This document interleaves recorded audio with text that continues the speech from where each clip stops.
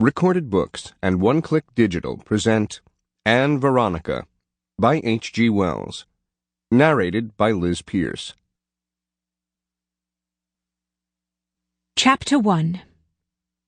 Ann Veronica talks to her father. One Wednesday afternoon in late September, Ann Veronica Stanley came down from London in a state of solemn excitement, and quite resolved to have things out with her father that very evening. She had trembled on the verge of such a resolution before, but this time quite definitely she made it. A crisis had been reached, and she was almost glad it had been reached.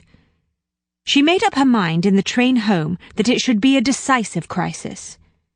It is for that reason that this novel begins with her there, and neither earlier nor later, for it is the history of this crisis and its consequences that this novel has to tell.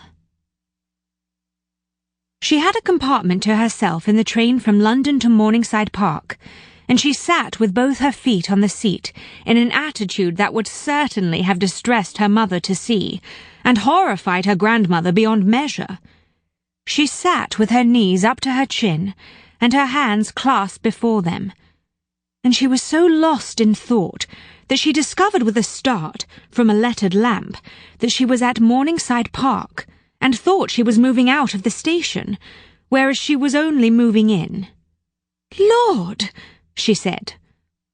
She jumped up at once, caught up a leather clutch containing notebooks, a fat textbook, and a chocolate and yellow-covered pamphlet, and leaped neatly from the carriage, only to discover that the train was slowing down, and that she had to traverse the full length of the platform past it again, as the result of her precipitation. "Sold again," she remarked. "Idiot!"